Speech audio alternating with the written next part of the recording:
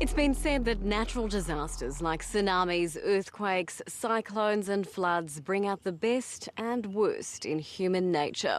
And that's certainly been the case in Toowoomba. The regional city was rocked by the death toll in flash flooding and inspired by a selfless act of courage by one brother for another. Yet in time, they'd be appalled to learn that not only had the surviving youngster been singled out for a beating by other kids, but that Toowoomba is one of the worst centres in the country for cyberbullying.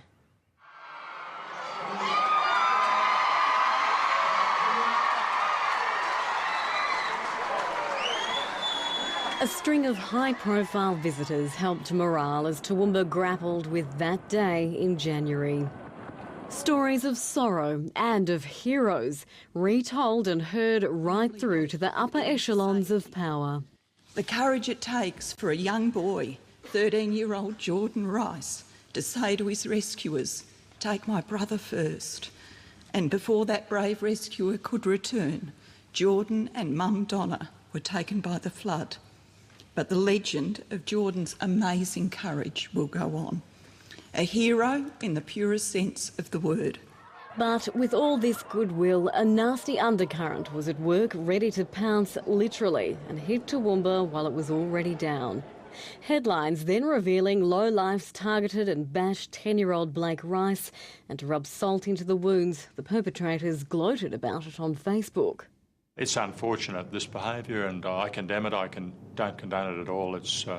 And I believe these people will be caught because the police have means to track social network sites. They have information, and they are tracking down the people responsible for the bullying. And it's not the first time the Garden City has had to deal with undesirables on the internet, with a case of cyberbullying hitting the local headlines last year. The Police Internet Safety Task Force, known as Argos, and prominent child psychologists say teenagers in regional towns are particularly fast in their uptake of online tribute pages. So what are these social networking sites and how do they work? Police say they start off looking innocent enough, answer a few questions about yourself. You can even keep it anonymous, but things can soon get out of hand. With all these social networking sites, and predominantly with tribute pages, they are set up with good intentions in the beginning. Inevitably, somebody gets on and has an antisocial blog or puts something antisocial on, or an image on which is inappropriate, and then it seems to self-generate from that very quickly within the social networking site. So within a short period of time, within a few hours, we see people adding to that anti-social behaviour, and it becomes out of control very quickly. But the story doesn't end there. Another tribute site, Great Wall, was found to be just as menacing to kids in Toowoomba. The Australian Federal Police, in conjunction with the FBI, kept a close eye on the Great Wall site and were eventually able to get the site shut down, temporarily at least.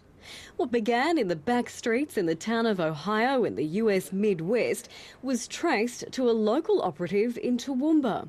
The administrator itself closed it down for a short period of time, I'm led to believe. Police did a number of education programs within schools to get the children aware of the consequences of using those social networking sites, the antisocial behaviour attached with the use of some of those sites. And that was very fruitful with educating the children and stopping that type of behaviour. The internet, of course, is a valuable tool helping regional and rural communities connect and gain access to information and resources, and there's no denying it's here to stay. Over the years, Landline has dealt with the whole range of farm safety protocols.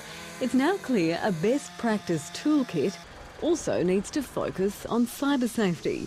When you're online and you're chatting as a child, you think you may be chatting to another child or a peer or somebody else who assumes an identity of someone else you know. But in fact, you may be chatting with a perpetrator, an offender who is trying to access children or access images of children. And the internet safety message is heading further west. A few years ago, Senior Constable Mick Maguire left the Gold Coast glitter strip for the bushbeat here in Charleville in southwestern Queensland. He's passionate about protecting young country kids from the perils of cyberspace. It is a big issue for our young country kids out here, and it's a message that they need to know just as much as the city kids. And they're using every means possible to get the cyber safety message out, including taking it to the air. That is, School of the Air. We've had a great response from the kids here. As you're well aware, country kids have their own unique sense of what's right and what's wrong, and we get some very interesting questions along the way. Using the School of Distance Education has been fantastic. We've managed to reach kids we would normally, not drive and give a presentation to. So Mick, we're off to a different type of classroom. What can we expect in here? Well, we were talking to a computer screen and the students on the other side, so it's actually quite amazing. So how does it work? Well, we put the CD-ROM into the computer drive, and all the students then come in on the conference, and then they can ask questions over the air, and we try and answer them the best as we possibly can. So are the parents there as well? What sort of involvement do they have?